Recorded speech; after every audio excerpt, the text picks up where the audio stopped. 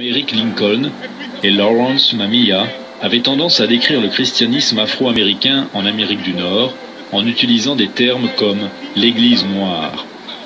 Sociologiquement, on disait que les églises noires étaient constituées de n'importe quel chrétien de couleur, si il ou elle appartient à une congrégation noire.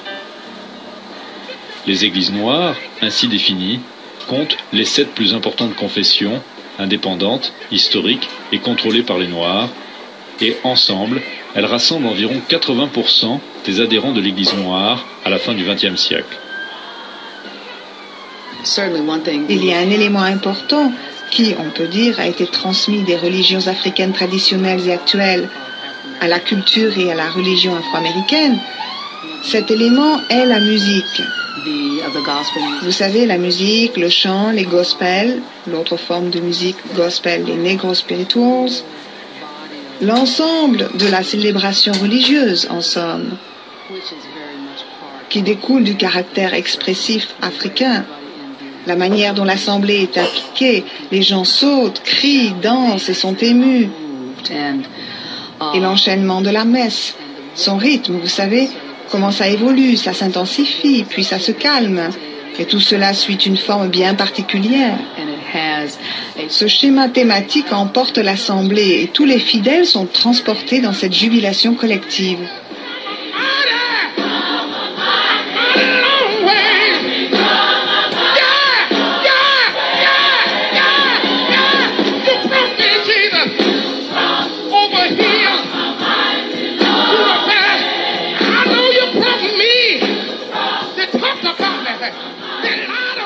Alors que les églises afro-américaines ont la dénomination de protestants, Lincoln et Mamiya estiment que ces églises noires sont aussi associées à la religion traditionnelle africaine dans un sens conceptuel et moral. Ils expliquent cette relation en invoquant ce qu'ils appellent le cosmos noir sacré, qui serait un univers parallèle au christianisme européen. Cette idée de cosmos noir sacré est en partie une réponse aux allégations de certains sociologues qui affirment que les églises afro-américaines ne sont que des tentatives absurdes d'imiter l'axe de la culture blanche. Ces autres sociologues attestent que ces églises afro-américaines ne présentent aucun élément exceptionnel qui pourrait les distinguer de la culture chrétienne européenne. Mais pour des sociologues comme Lincoln et Mamiya, les églises afro-américaines sont des alternatives religieuses et morales aux principales dénominations américaines. We will not live in fear because we are children of God. And when it's all over down here, and when the night will no longer crowd in upon us, and when we'll no longer stand on the banks of this river, we'll be able to declare, like Martin King declared, free at last, free at last, thank God Almighty, free at last. Les églises afro-américaines sont en général évangéliques. Dans ces églises, la prédication se base sur des écrits bibliques provenant soit des écrits hébreux ou de l'évangile chrétien.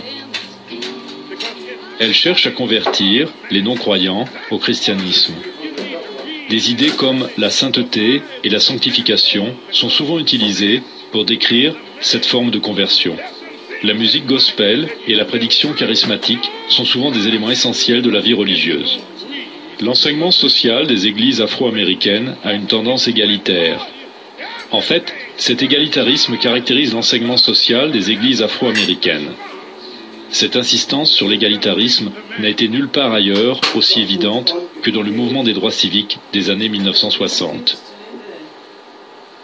Mais les sociologues Lincoln et Mamiya insistent sur le fait que l'Église noire ne doit pas être perçue à travers son activisme dans les droits civiques, mais plutôt comme une influence interne de la culture afro-américaine.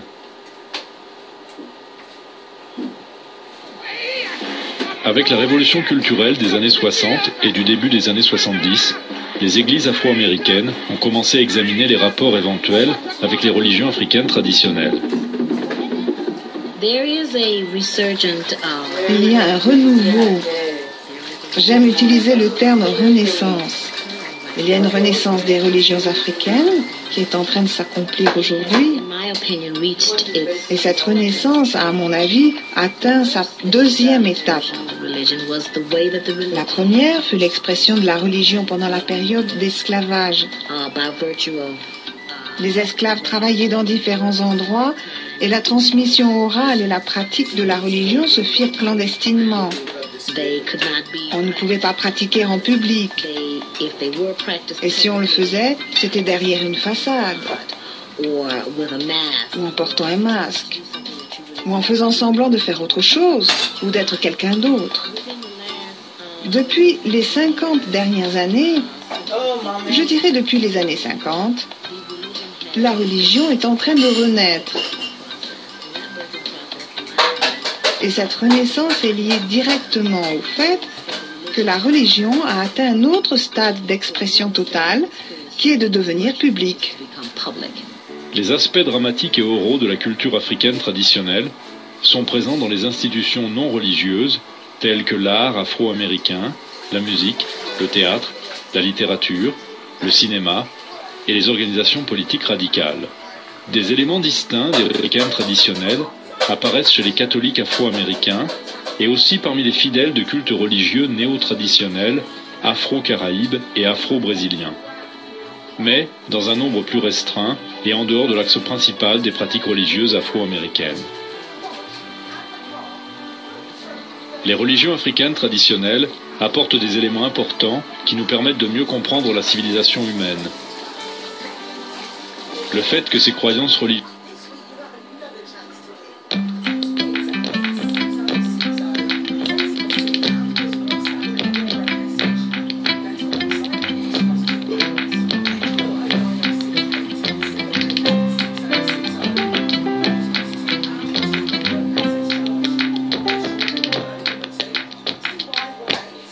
et survécues suggèrent qu'elles sont des sources vitales de signification morale et religieuse, à la fois dans l'Afrique post-coloniale et dans les Amériques.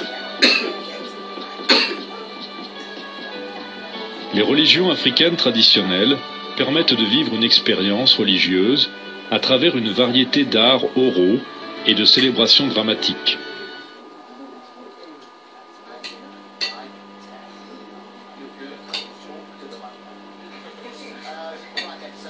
Et puis mes invités, Dumbi Fakoli, Laskoni, Gomboulou.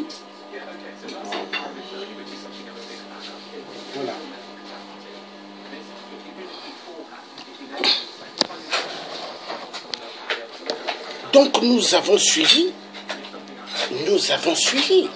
et nous comprenons bien toutes les stratégies des Occidentaux, 666, pour le grand carnage en Afrique. Ils ont envoyé les missionnaires pour une mission précise. Apprendre la Bible, la parole de Dieu, et laver les cerveaux de l'homme noir, essuyer le tableau. Et aujourd'hui, pas mal de peuples noirs sont aliénés à partir de la Bible. Aliénation totale. L'homme blanc a inculqué à l'intérieur de leur tête que nous connaissons mieux que le Créateur qui vous a mis toutes choses déjà avant votre naissance. Et voilà, l'homme noir en Europe, en Afrique, il crie très fort dans des églises. Alléluia, Alléluia. Mais pendant ce temps, il a la connaissance de Dieu. Mais cette connaissance a été essuyée. Et il est endormi. Son esprit est endormi. Et quand on vient pour lui faire du mal, le violenter sexuellement, le massacrer, il appelle l'aide à Dieu. Et pourtant Dieu est en lui. Mais pourquoi? Parce qu'il a perdu la connaissance des traces. Est-ce que vous voyez? Par rapport à la Bible, l'aliénation totale. Et les multinationales, eux, ils ne lisent pas la Bible. Hein? Ils ne lisent pas la Bible. Eux, ils lisent des livres qui leur permettent à connaître comment effacer l'homme noir de la terre africaine. Ils lisent des livres comment voler immensement les minéraux en Afrique. Car l'homme occidental, 666, spécialistes dans le vol, spécialistes dans la pédophilie, spécialistes dans les viols, spécialistes dans les crimes, spécialistes dans le vol. Est-ce que vous voyez? Nous allons continuer à suivre la connaissance de la connaissance.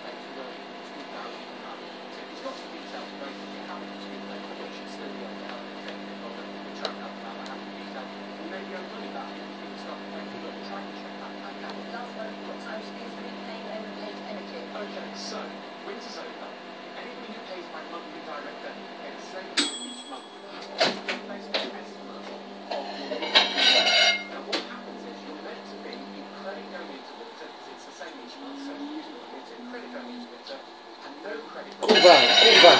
If you don't Kuva, it will go boom.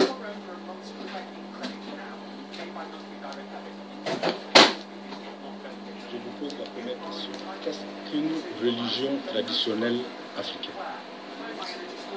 Oui, mais je vais d'abord apporter quelques codes. Je vous pose la première question. Qu'est-ce qu'une religion traditionnelle africaine? Oui, mais je vais d'abord apporter quelques correctifs avant de répondre à cette question. Allez-y. Vous avez parlé de religion révélée. Nous parlons de religion dite révélée, parce qu'il n'y a pas eu de religion révélée. Et nous pouvons en faire la démonstration. Vous avez parlé des religions traditionnelles africaines. Il n'y en a qu'une seule, exactement le même. Qu'on pratique ici le vaudou, qu'on pratique là-bas le komo, le bouiti, etc. Mais le ton commun est exactement le même. Ce sont les mêmes valeurs fondamentales qui vont du Sénégal jusqu'en Afrique australe. Voilà pourquoi il n'y a qu'une seule religion traditionnelle africaine. Vous avez anticipé sur la question que j'allais vous poser, parce que justement j'allais vous poser la question. Je sais que vous dites la religion, mais vous avez déjà répondu. J'allais vous demander pourquoi là. Mais voilà pourquoi là, effectivement. Sinon votre question, c'est quoi la religion? C'est ça. La religion... Je voudrais que vous définissiez pour que, en réalité, les téléspectateurs comprennent bien de quoi nous parlons. Que vous définissiez ce qu'est la religion traditionnelle africaine. D'accord.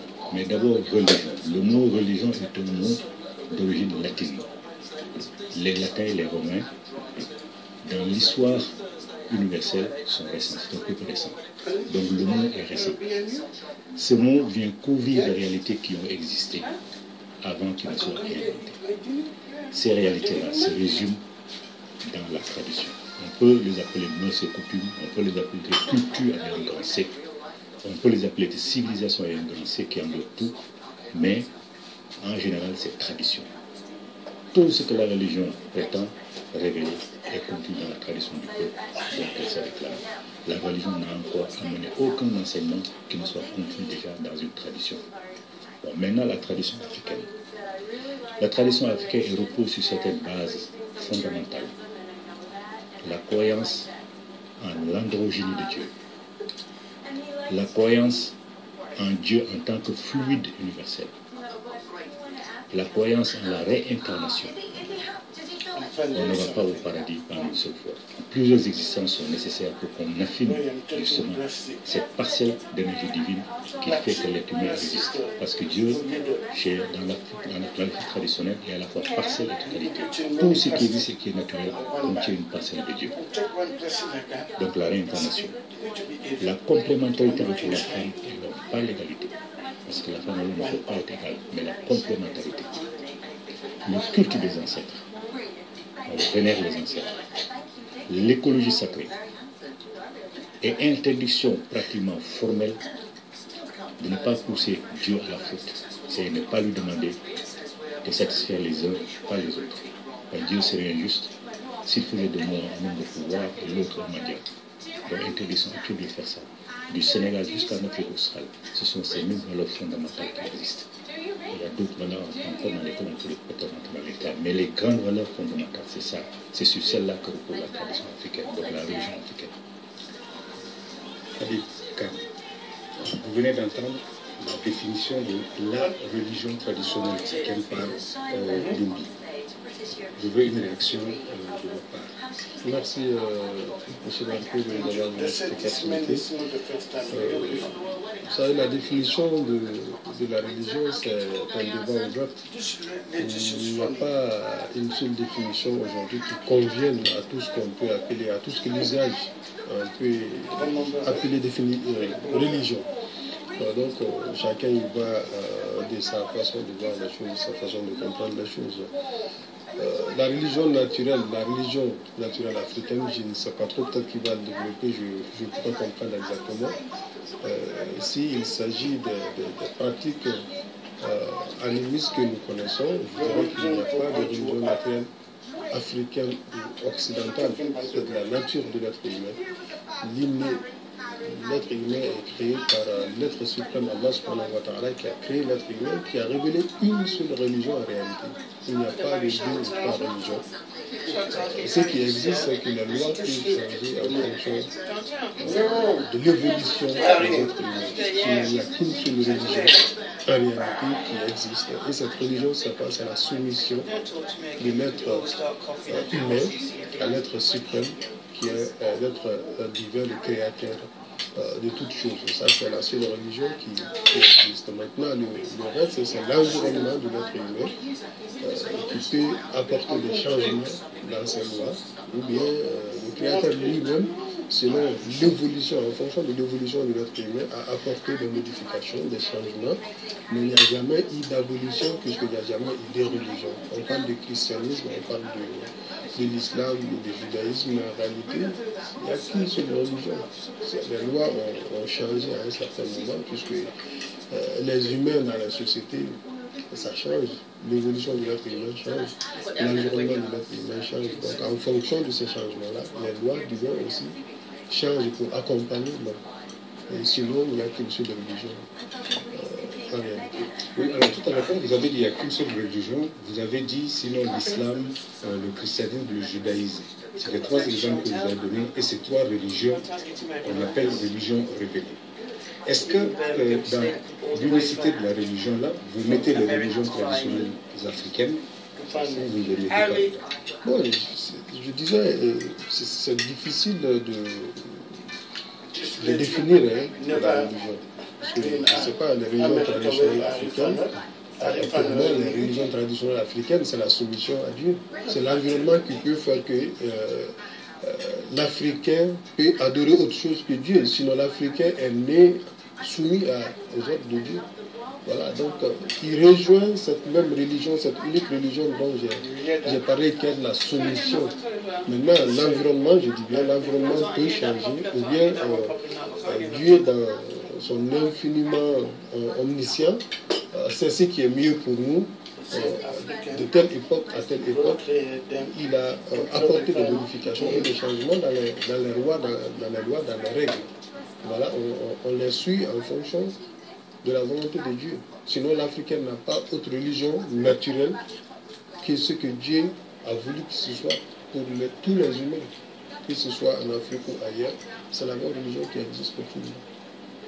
Très bien, M. Dumbi. Alors, voilà, donc vous aussi, vous avez entendu Habib Kane donner du point de vue qui est le sien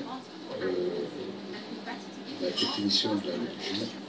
Et surtout, il a dit quelque chose d'extrêmement important. Il dit qu'il n'y en a qu'une, dont les manifestations peuvent être diverses en fonction de l'environnement, en fonction de l'évolution du temps, en fonction des réalités qui entourent. Alors, est-ce qu'on voit les choses de la même manière? du point de vue de la religion traditionnelle africaine? Non, absolument pas. J'ai dit le mot religion, c'est un mot récent et qui n'a rien apporté de nouveau par rapport aux traditions qui existent. Or, on sait que les traditions sont aussi diverses, qui sont dans des univers culturels différents. Les traditions ne sont pas les mêmes en Afrique, en Inde, en Europe, etc. Donc, forcément, les religions, si on retient le mot, sont multiples. Il n'y a pas qu'une seule religion. Par ailleurs, l'ère que le peuple se donne parle d'un point important de son histoire. Pour le christianisme, c'est à la naissance de Jésus. On est à l'ère chrétienne. Pour les musulmans, c'est après le deuxième Hégire, je crois. L'ère musulmane, 1300 et quelques. Pour les juifs, c'est à partir de leur premier écrit dans la Bible, je crois que c'est Péchevêque. Pour les juifs, ils sont aujourd'hui à 5700 et des poussières. Pour nous, Africains, négro-africains, c'est à partir de l'invention des calendriers en 4250. Et qui dit invention de calendrier dit des dizaines d'années de réflexion. Mais nous partons seulement de cette date-là.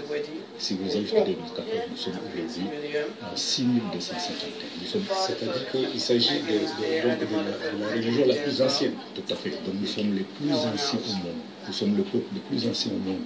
Même si on met de côté les résultats de la science qui prouvent qu'effectivement toutes les autres races proviennent de la race. On met ça de côté. On prend seulement l'antériorité de notre ère. Donc si nous sommes les fils aînés et les filles aînées, si Dieu a parlé à quelqu'un, un père digne de son nom, une mère digne de son nom, n'attendent pas le cadet de la maison pour leur apprendre ce qu'ils savent. Ils apprennent les aînés ce qu'ils savent pour que les aînés s'occupent de ceux qui suivent. Donc si Dieu a parlé à quelqu'un, c'est bien le peuple. Mais nos initiés, nos grands sages n'ont jamais dit que Dieu va parler à la personne. Mais est-ce que nous parlons du même Dieu? Non, justement, on parle si. Dieu, il est unique, il est seul. Le créateur est le même. Mais c'est justement la définition qu'on lui donne. C'est comment on le voit. D'ailleurs, vous verrez que chaque peuple, aucun peuple n'a été idiot au point de se donner un Dieu qui n'est pas de la couleur de sa peau et qui n'est pas dans un univers culturel. Tous les peuples, Dieu est de la couleur de leur peau, Dieu est de tous les peuples. Donc ça veut dire que c'est la façon dont on le voit. Mais le créateur est lui-même. Il a créé le monde de la fin d'une manière différente sur les interprétations. Par l'interprétation que l'Afrique donne n'est pas la même que celle que l'islam donne, celle que l'islam donne et celle que l'islam donne. Ce n'est pas du tout la même chose. Parce que c'est pour ça, nous, pour nous, la façon dont on explique la création, Dieu n'intervient jamais. Dieu ne dit jamais, je maudis ça, je maudis cela. Dieu a créé l'humanité, a donné à l'être humain, qui est la plus complète de ces créatures, notamment qui maîtrise la langue, qui a une intelligence supérieure. Dieu lui a tout donné pour qu'il gère la création, selon sa sagesse. S'il depuis la création, c'est son problème. Dieu ne se mêle jamais de l'affaire des autres. Voilà pourquoi nous ne parlons pas de Dieu. Dieu pour nous, c'est par respect, tout simplement. Même si on lui rend hommage, c'est seulement par respect. Mais on ne lui demande rien parce qu'il n'a aucune raison d'intervenir. Il y a d'autres entités qui interviennent. Donc pour nous, Dieu, le rapport que nous avons avec Dieu n'a rien à voir avec le rapport que les humains, les chrétiens et les autres ont avec Dieu. Alors justement, c'est comme si on disait qu'un père de famille ne se mêle pas de l'éducation de ses enfants. Un père de famille qui met des enfants au monde, qui ne se mêle pas, les enfants font ce qu'ils veulent. Non, c'est pas comme ça. Quand on parle de religion, c'est vrai, on a parlé de christianisme et de l'islam et du judaïsme. C'est un ensemble de croyances, l'ensemble des croyances et des pratiques. Non, c'est parce que vous aviez cité les choix. Voilà, c'est pour ça que j'ai relevé. Justement, c'est par rapport. Parce qu'il y a d'autres, excusez-moi de vous dire, parce qu'il y en a d'autres. Il y a le bouddhisme, il y a beaucoup d'autres. Qui n'a aucun lien, par exemple, avec l'être suprême, le bouddhisme, ou par exemple, il y a des définitions qui parlent même de football, par exemple. On peut appeler le football une religion, ça dépend. Non, mais c'est une religion, voilà. C'est une religion personnel. C'est personnel, mais c'est pourquoi je dis que c'est un débat ouvert. Mais ce qui est important, c'est que la religion, en fait, ça n'a pas commencé par le christianisme ou par l'islam. Que l'islam ou le christianisme soit révélé les années citées par M. Louis. La religion n'a pas commencé. Le premier être qu'Allah, c'est là que la religion a commencé. Notre ancêtre, c'est lui qui est le premier à recevoir les ordres d'Allah. Il a eu des enfants, il n'a pas des enfants. Et du moment qu'il y a eu des enfants, il faut qu'il y ait une harmonie. Déjà, la gestion de la famille.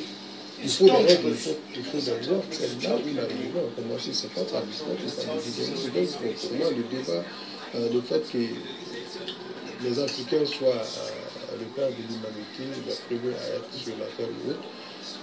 Le plus important, c'est que cette religion, elle est unique. Il n'y en a pas d'autre. Les lois, je l'ai dit, ça change en fonction de l'évolution de l'être humain, selon l'environnement. Mais Dieu s'est bel et bien adressé aux hommes, puisque c'est lui qui a créé les humains et c'est lui qui a décidé de mettre un lieutenant, un vicaire sur la terre, qui était Adam, le premier à venir. Donc il lui a confié une mission. Et quand vous confiez une mission à quelqu'un, il faut forcément lui donner une code de conduite, lui dire comment se tenir, comment se comporter. Et maintenant, la personne qui obéit et qui désobéit, il y a forcément une réaction de la personne qui vous a mis en mission. Alors justement, je profite pour rebondir et vous demander du point de vue de l'islam. Pourquoi Dieu a-t-il créé les hommes? Pourquoi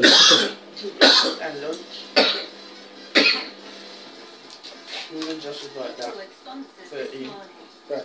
13. 13. 13.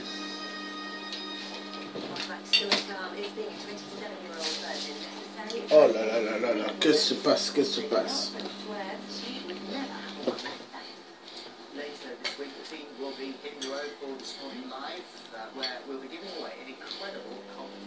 Excusez-moi. C'est ça la technologie quand il y a la vérité. La technologie bug à cause de la vérité. Car ils n'aiment pas la vérité. Ils aiment le mensonge. Vu nous, on est là pour la vérité. Eux, ils ne sont pas contents.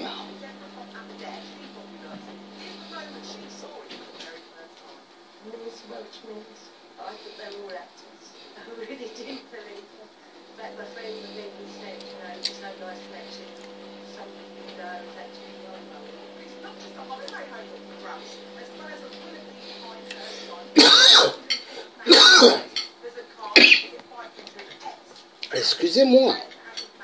Oh là là là là là là. Il n'y a pas de différence entre religion et culture, et civilisation et tradition. Ce sont des mots. La religion, c'est un mot usurpateur. C'est un mot qui est là pour semer la zizanie. J'ai dit aucune religion ne donne un enseignement qui ne soit déjà compris dans la tradition du pays dont elle se réclame. Il dit qu'il y a une différence entre l'islam et l'arabe. Mais ce sont les arabes qui ont inventé l'islam. Ce sont les arabes qui ont créé l'islam. Et pour parler à Dieu, il faut parler arabe. On ne peut pas parler une autre langue que l'arabe. Donc il faut une confusion. Cette confusion s'est faite exprès. L'islam, c'est l'arabe parce que ce sont les arabes qui ont créé l'islam, qui l'ont inventé. Et on parle. Peut-être souvent, ça n'a pas sa raison d'exister. Non, ça n'arrange personne. Ça n'a pas sa raison d'exister. C'est pas une religion créée, c'est une religion révélée. C'est une religion créée. Toutes les religions. Il y a des arabes chrétiens. Les arabes ont suivi le Christ. Quand vous parlez, je vous écoute. Il n'y a pas une religion révélée. Toutes les religions sont créées. C'est l'être humain qui réfléchit et qui voit comment il est créé. Et alors, il élabore cette tradition. C'est comme ça que ça se passe. Dieu ne parle à personne. Et si Dieu ne parle à quelqu'un... Vous avez entendu? Toute religion créée, toute religion a été créée pour détruire notre Afrique. La religion a été créée. La religion, c'est pire. C'est pire que le film. Est-ce que vous avez suivi le film Matrix? Le film Matrix. Quand vous suivez le film Matrix, vous comprenez, il montre beaucoup de choses. Dieu, oui, là, maman, elle dit la vérité. Dieu n'a pas de religion. Voilà. Mais les Occidentaux, 666, ont créé des religions. Les Arabes ont créé des religions. Voilà pourquoi il y a confusion totale. Nous devons repartir à nos origines. Nous allons continuer à suivre ce direct. C'est très important. C'est bien au noir qu'elle a parlé. Et comme Dieu n'a pas dit deux choses différentes, effectivement, la vraie religion que nous, les Africains, c'est la religion. Donc il y a possibilité que Dieu parle au noir. Non, Je dis, si Dieu devait parler... Ouais, il y a possibilité que ce soit au noir qui a parlé. S'il devait parler, s'il devait parler, c'est au noir. C'est au noir qu'il a parlé, il n'a pas la personne. S'il devait parler, il parle d'abord à ses fils aînés et à ses filles aînées. Donc c'est toujours possible que Dieu... Non, c'est pas possible. Je dis, c'est pas possible. Parce que Dieu... Non, je dis, Dieu ne parle pas. Moi, je dis, Dieu, dans la tradition africaine, Dieu ne parle à personne. Abraham est venu en Égypte. D'accord? Il a vécu longtemps en Égypte. Les Hébreux ont vécu 430 ans. Au bout de 430 ans, ils sont sortis. Quand ils sont entrés en Égypte, ils étaient de tradition patrilinéaire. Quand ils sont sortis de l'Égypte, ils étaient de tradition matrilinéaire. Il n'y avait plus de juifs purs pour qu'ils puissent continuer la tradition patrilinéaire. Puisque chaque fois qu'ils venaient, quand ils avaient des difficultés, ils venaient en Égypte, on les recevait dans la plus tradition africaine. On les intégrait. Mais n'étant pas circoncis, ils ne pouvaient en aucun cas épouser une femme noire. Et les femmes tombaient dans les mains des Noirs. Donc il n'y avait plus de juifs purs. Ça, c'est la tradition sommité qui nous révèle. Quand vous fuyez la tradition africaine, vous trouvez beaucoup de choses qui sont en Égypte. Donc ça n'existait plus. Abraham, on lui a appelé la circoncision. C'est comme ça la circoncision est entrée chez eux et est passée chez les Arabes. Parce qu'Abraham ne pouvait pas épouser Agar avant de se faire circoncire. La circoncision, il y a beaucoup des Africains qui ne pratiquent pas. Non, mais ça fait rien. Ça fait rien. De toute façon, non. Il y a beaucoup d'Africains. Il y a beaucoup d'Africains qui ne pratiquent pas. C'est pas l'Africain. Non, laissez-moi terminer. En Afrique, si vous n'êtes pas circoncis, en Afrique, si vous n'êtes pas circoncis, vous ne pouvez pas être initié. Donc c'est pour cette raison la circoncision elle est obligatoire. Il y a peut-être quelques individus qui ne le font pas. Chacun. Non, c'est pas. Donc Abraham, on lui a appris la circoncision. Abraham, on lui a appris aussi le tabaski que le fait. Your brain is still. Quand ils sont venus chez nous, ils ont vu que ce n'est pas possible de faire des sacrifices humains. Ils ont changé leur tradition. Ils ont créé le mythe qui a fait que Dieu a envoyé un bélier à Abraham. Donc la tabaski, quand les Africains renouvellent la tabaski, ils font comme si les ancêtres sacrifiaient leur nouveau-né alors que ce n'est pas vrai. Donc on leur a appris ça. Moïse dont on parle tant, Moïse n'a jamais été élevé à la cour de Pharaon. Toute l'histoire de Moïse est fausse. Tout est faux. Même les descendants des Hébreux qui ont écrit la Bible reconnaissent aujourd'hui que la Bible est un mauvais récit historique. Moïse on peut faire de démonstration, Moïse n'a jamais existé. Bon, mais on peut aller plus loin encore. Donc tout ce que les Hébreux sont venus, ont appris en Égypte, ils ont essayé de l'appliquer à leur tradition. Le christianisme a suivi, l'islam a suivi. J'ai dit que l'islam repose sur le judaïsme pratiquement à 100%.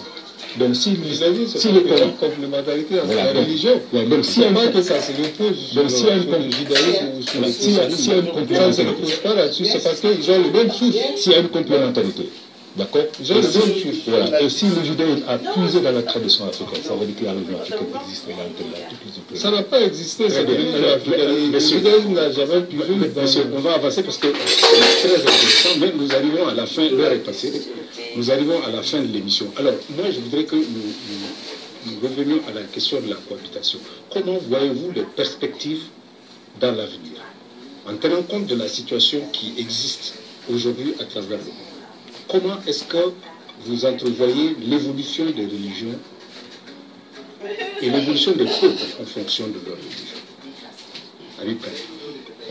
Nous sommes optimistes. De toute façon, Dieu a promis que c'est sa parole qui va dominer à la fin des jours. Maintenant, il va créer le monde.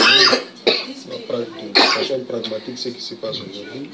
Il y a beaucoup de pays, malgré qu'il y a des problèmes de part et d'autre, mais il y a beaucoup de pays aujourd'hui qui ne connaissent pas ce problème. Et il y a une cohabitation pacifique. Parlant de la sous-région, par exemple au Mali, au Sénégal, en Côte d'Ivoire, ça va. C'est pacifique la cohabitation. Aujourd'hui, musulmans et chrétiens, les leaders religieux sont tous d'accord qu'il faut aller ensemble, qu'il faut discuter, qu'il faut échanger, qu'il faut converger ensemble. Et il y a des démarches dans ce sens. Au niveau du Vatican, ça existe. En Arabie Saoudite, ça existe. À l'université Al-Azhar, en Égypte, ça existe. La Libye avait commencé à un moment donné. Au Mali, ça existe. Donc, beaucoup de pays aujourd'hui sont en train de développer, n'est-ce pas, ce dialogue interreligieux pour éviter de tomber dans les erreurs que certains ont connues. Donc, ça ne peut être que meilleur dans les jours à venir. Est-ce que dans l'apprentissage, est-ce que je donne un exemple concret, est-ce que dans l'apprentissage de la religion musulmane, par exemple, est-ce qu'on apprend à l'enfant la tolérance et le respect vis-à-vis de l'autre qui est différent? Ah oui, mais bien sûr, puisque le Coran ne cesse de... Mais on n'en a pas l'impression. Le Coran ne cesse de parler de Jésus, de Moïse, de tous les messagers qui ont précédé. C'est pour enseigner aux autres la différence. Oui, je vous pose la question, Habib, c'est parce que dans la réalité, quand vous sortez dans la vie, vous n'avez pas cette impression-là. Vous avez l'impression de l'intolérance au contraire. Donc c'est pour ça que je pose la question, est-ce qu'on apprend la tolérance due à l'ignorance? Aujourd'hui, demandez aux chrétiens et musulmans de vous parler de leur religion. Combien pourra vous répondre? Parce que les gens, en réalité, ne connaissent pas la religion. Oui, mais ça, c'est dangereux. Parce que le choc de l'ignorance peut être extrêmement dangereux. C'est très dangereux. C'est très dangereux. C'est pourquoi nous assistons à ces contradictions, à ces violences au nom de la religion, c'est l'ignorance. Mais l'islam, les belles récits concernant Jésus et Moïse, c'est le Coran qui le dit. L'honneur que le Coran fait à Jésus n'est pas fait à Jésus le chrétien. La mère de Jésus, elle a été honorée par le Coran. Et ces enseignements ne peuvent pas être qu'en faveur de la cohabitation. Et puisque je le disais, pour être un bon musulman, un bon croyant, il faut croire au message révélé. Ça veut dire qu'il faut accepter de cohabiter avec eux. Le mariage mixte est accepté par l'islam. Les invitations de part et d'autre, vous savez, les relations, c'est ce qui entretient les relations. Il est permis à un musulman de répondre à l'invitation d'un chrétien et vice-versa. Et vice-versa. Donc, il est permis le prophète Paix et Salut sur lui a accepté des cadeaux offerts par des juifs et des chrétiens. Il a accepté. Donc, c'est des enseignements qui sont donnés effectivement aux débutants, à ceux qui appellent l'islam, d'être tolérants envers les autres. L'appel à l'islam, ça se fait par la sagesse et la bonne manière, pas par la violence. Vous savez, au début du christianisme, les chrétiens prenaient tout simplement la statue d'Assaté et d'Hathor, plus connu sous le nom grec de Isis et Horus. Isis tient toujours son fils Horus dans les bras. Au début du christianisme, c'est ça qu'ils prenaient pour symboliser Marie, la Vierge et l'enfant. Avec le temps, ils ont blanchisé. Jusqu'à maintenant, on ne montre plus qu'une femme blanche et un bébé blanc pour symboliser Jésus et Marie. Ça veut dire, ça est une preuve de plus que le christianisme a bien puisé effectivement la source africaine. Et Horus, le père de Horus qui est Asare, et que les Grecs disent Osiris, Jésus est la copie conforme de Horus. C'est la différence entre eux et nous. C'est que nous savons d'où vient l'islam, le christianisme du judaïsme. Nous connaissons toute l'histoire, mais ils ne savent rien de notre tradition. Parce que ces histoires-là sont écrites. Les Africains, c'est les autres qui nous enseignent notre histoire en Afrique. C'est ça? Donc, nous connaissons leur histoire. Parce que ça, c'est écrit. D'accord, mais on arrive à la fin. C'est pas caché, l'histoire de l'Afrique. D'accord. Est-ce que ça existe? Très rapidement. Moi, je dis, on est arrivé à la fin, donc on conclut. Oui, la cohabitation, comment vous la voyez dans l'avenir? Oui, mais c'est important de le voir. En quelques secondes seulement. En quelques secondes. Moi, je dis, l'Arabie Saoudite a commandé la traduction du Coran. C'est avec ça que nous travaillons. Donc, on ne peut pas dire que ce sont de fausses paroles. Donc, nous connaissons l'islam, son Je n'ai pas dit que c'est des fausses paroles. J'ai dit que c'est écrit. Je n'ai pas dit que c'est des fausses paroles. J'ai dit que c'est écrit et l'histoire de l'Africain, c'est les autres qui nous enseignent notre histoire. D'accord. Parce que pour que nous connaissions l'histoire de l'Afrique, c'est parce que les Arabes l'ont écrit. Et les Français l'ont traduit. D'accord. Afrique, on n'a pas d'écriture. Vous connaissez tout ce que nous avons comme richesse. Messieurs, nous sommes arrivés. On me signale que nous avons dépassé le temps qui nous est imparti. Je sais que c'est très intéressant. Nous allons, et je vous le promets, nous allons poursuivre ce débat dans une prochaine émission. Mais pour aujourd'hui, je voudrais que nous concluions sur les perspectives de la coexistence, de la cohabitation des différentes religions révélées ou traditionnelles africaines. Donc, la Bible s'est exprimée. Vous avez la parole. Moi, je dis qu'elle est possible, mais à la condition qu'ils sachent que l'islam et le christianisme sont venus en terre étrangère et qu'ils ont trouvé ici une tradition et qu'il faut dialoguer avec cette tradition. Si on le fait, il n'y a aucun problème. Très bien. De toute façon, ils seront contraints de le faire. Ils seront contraints de le faire parce que nous n'accepterons jamais qu'on nous mette de côté. Aucun Dieu ne peut nous empêcher. La terre appartient à Dieu, il y a très Dieu qui existe. Très bien, merci. C'est les enseignements de Dieu qui sont enseignés partout où il a voulu qu'ils soient enseignés. Très bien. Alors, ce que je retire en tout cas de ces échanges-là, c'est que le dialogue est indispensable. La rencontre pacifique, intelligente, l'ouverture d'esprit vis-à-vis de l'autre sont indispensables pour que ce dialogue entre les religions, ce dialogue entre les cultures soit fécond, soit fructueux pour le grand bénéfice des croyants, pour le grand bénéfice de l'humanité tout entière. Monsieur Fakoli Doumbouya, Monsieur Habib Kane, je vous remercie pour ces excellentes contributions.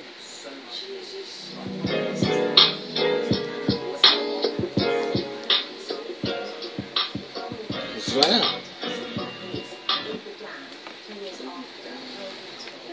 Donc nous avons suivi la vérité. Et la vérité triomphera. L'homme occidental, 666, spécialiste dans le vol de nos richesses en Afrique. Nos minéraux, ils les volent comme ils veulent par rapport à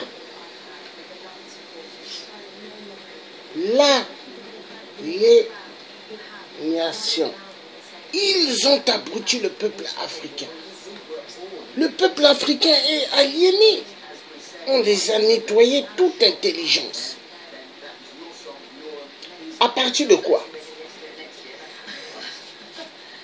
La Bible. La Bible n'est pas Dieu. La Bible n'est pas Dieu. Mais les pasteurs, les faux pasteurs, en Europe, en Afrique, alléluia, alléluia, abrutir le peuple.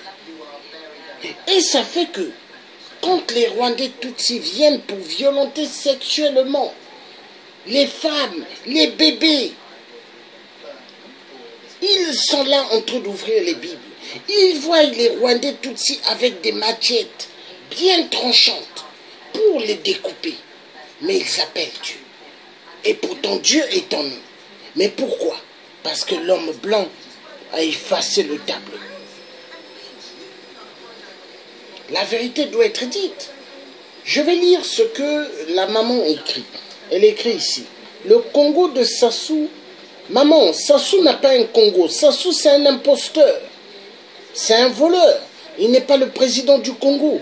Le président du Congo, c'est le général Moukoko. Sassou a volé. Il a volé les résultats du peuple. Et il a envoyé des hélicos et des avions de chasse dont les Européens et les Américains l'ont donné des armes et il l'a envoyé pour exécuter pas mal ceux du pool. Et silence total, c'est écrit. Le Congo de Sassou, il n'a pas un Congo. Le Congo, c'est le Congo du peuple Congo, le peuple bantou. Et le Congo ne sera plus jamais écrit avec le C. Et nous allons repartir sur la vérité de nos origines. Avec le K, comme moi je l'écris. Avec le K. Car dans le K, il n'y a pas esclave. Quand vous lisez Congo avec le C, il y a colon, colonisation. Mais Congo avec le K, il n'y a pas colon, il n'y a pas colonisation.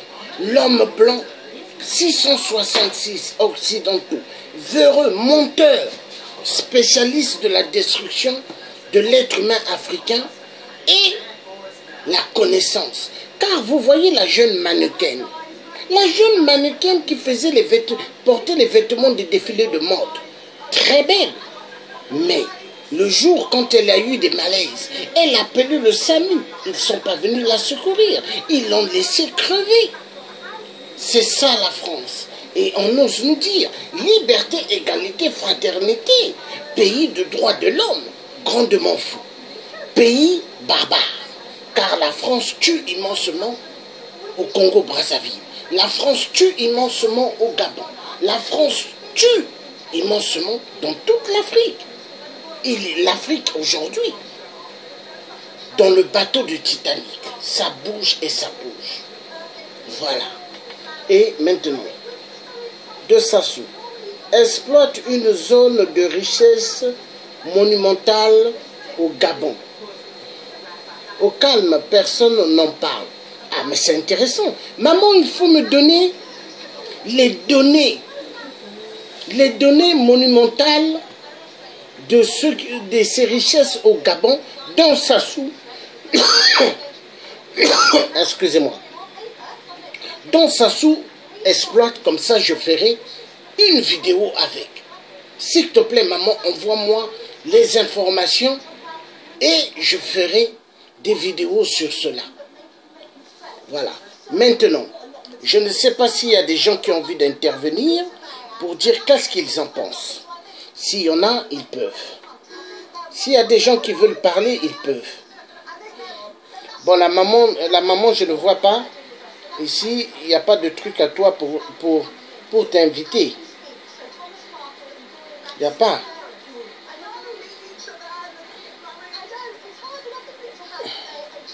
S'il y a des gens qui veulent intervenir, ils peuvent. Il faut parler, il faut que l'Africain parle. Il ne faut pas juste suivre les vidéos, il faut parler. Il faut donner vos points de vue. Ah, voilà maman Nina. Mais elle ne répond même pas. Elle devrait répondre pour parler ici. Hein, maman? Maman, il faut parler. Il faut que tu parles. Hein? C'est très important. Il faut parler, il faut parler. Hein? Voilà, tout le monde, personne ne parle. Ils veulent juste voir les vidéos. Or, c'est important de parler. C'est important de parler.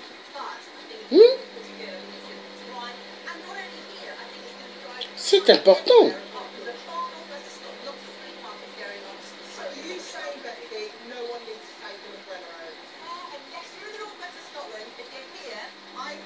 C'est important que les Africains parlent.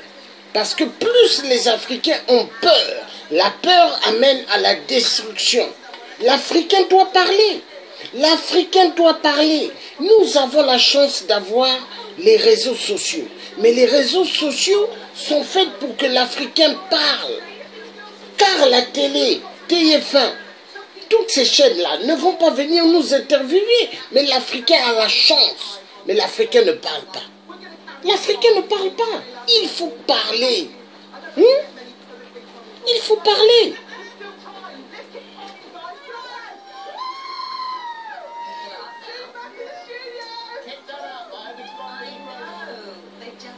Voilà. Donc, s'il n'y a personne qui va parler, moi, je vais mettre une autre vidéo. Après, je vais prendre fin au direct. Bon, là, donc, c'est parti. Personne ne parle. Maman Nina, j'ai essayé, mais elle ne répond pas pour parler. Donc, nous allons voir autre chose parce que c'est comme ça. Hein? La vérité triomphera, vous avez vu. Hein? Il n'y a que comme ça.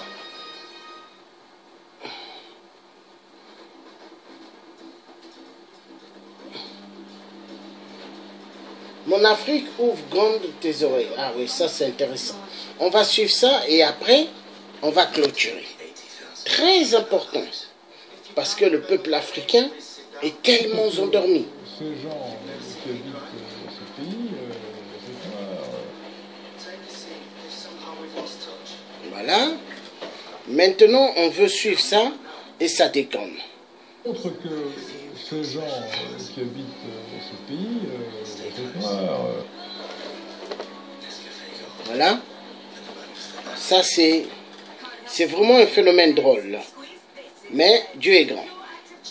La connaissance, on ne peut pas empêcher à Dieu. Dieu est le Tout-Puissant. Il est le Tout-Puissant. Alors, l'homme occidental croit qu'il peut contrôler nos tablettes. Mais est-ce qu'il a le droit? Non. Il n'a aucun droit. Aucun. Aucun.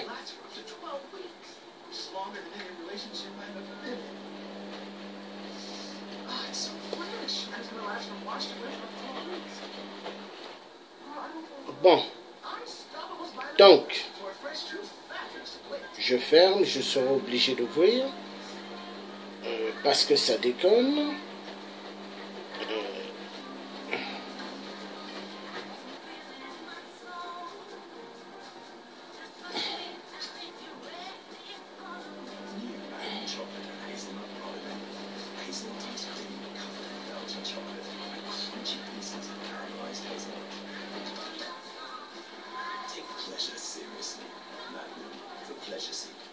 Essential oils create natural fragrances. Discover refreshing relaxation in new Airwick Pure fragrances made with 5 essential oils. Unlike standard aerosols, Airwick Pure has no added water, just fragrance. Bon. New Airwick Pure fragrances. Sometimes it's just faster with liquid. On va prendre fin donc à la vidéo parce que il faut redémarrer tous les équipements là. Alors ça va prendre du temps. Donc, merci beaucoup d'avoir suivi ce direct qui était un direct très intéressant pour être cultivé. Parce que l'être humain africain a oublié les réalités des choses. Parce qu'on lui a fait lavage de cerveau. À partir de quoi? La Bible. Ils ont lavé le cerveau. Et l'homme blanc maintenant contrôle bien l'homme africain. Les massacres en RDC, les massacres au Gabon, les massacres au Cameroun, les pillages des minéraux dans l'Afrique, les massacres en Centrafrique. À cause de quoi? L'être humain africain, on lui a essuyé sa connaissance. Il est devenu aliéné. L'aliénation. À cause de quoi? La Bible. Est-ce que Vincent Bolloré, il connaît la Bible?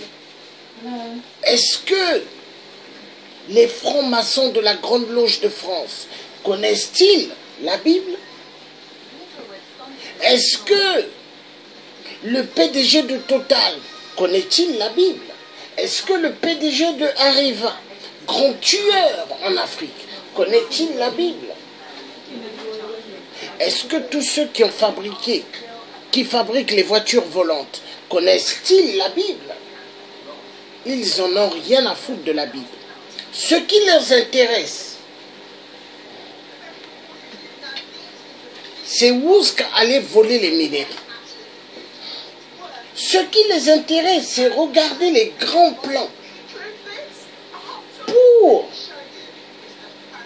les pillages immenses des minéraux en Afrique. S'il s'agit d'exterminer le peuple africain, ils vont le faire. En Afrique, ils n'utilisent plus le code qu'on appelle le code de la Constitution. Ils ne respectent pas le code de la Constitution. En Afrique, ils utilisent le code noir. Frappez sur Google, vous verrez ce que c'est le code noir. Ils utilisent le code noir. La vérité doit être dite.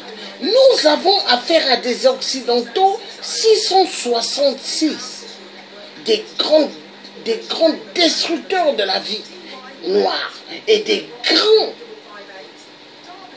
trompeurs. Car Léopold II, quand vous le suivez bien, Léopold II, dans certains Congo, de la RDC l'appelle grand-père. Mais c'est pas votre grand-père. Léopold II n'est pas le grand-père du peuple Congo de la RDC. Léopold II n'est qu'un grand spécialiste de la pédophilie. Un grand violeur des femmes du peuple Congo. Léopold II n'était qu'un spécialiste dans les grands vols immenses des richesses minières en RDC. La vérité doit être dite. La Belgique a tué Patrice Lumumba, ainsi que pas mal des grands dans l'Afrique, pour avoir contrôle. Ce qui se passe, ce que les dictateurs font en Afrique. Les dictateurs font le même travail que les missionnaires. La destruction de l'Afrique, la destruction de la connaissance. Car un peuple qui n'a pas la connaissance est un peuple perdu. C'est ce qui se passe au Congo. Au Congo RDC, on les violente sexuellement, on les tue et ils disent Dieu va venir, Dieu vient à notre aide. Mais ils ont oublié que Dieu a mis la connaissance en eux, la connaissance de se défendre, la connaissance. Quand l'ennemi arrive, il faut te défendre. Mais on leur a dit, si on te gifle à la joue droite, dans la joue gauche. Essayez de gifler l'homme blanc à la joue droite. Est-ce que l'homme blanc donnera la joue gauche? Mais il va donner plusieurs coups de poing. Voilà. Le grand mensonge sort de quoi? La Bible. Donne ta joue droite. On te donne une bonne gifle. Donne ta joue gauche. On te redonne plusieurs bonnes gifles. La Bible. Léopold II a dit, allez les enseigner la parole de Dieu, mais faites attention. Ils connaissent déjà Dieu. Mais pourquoi Léopold II l'avait dit? Parce que Léopold II, c'était le disciple de Satan Lucifer. Léopold II savait que le peuple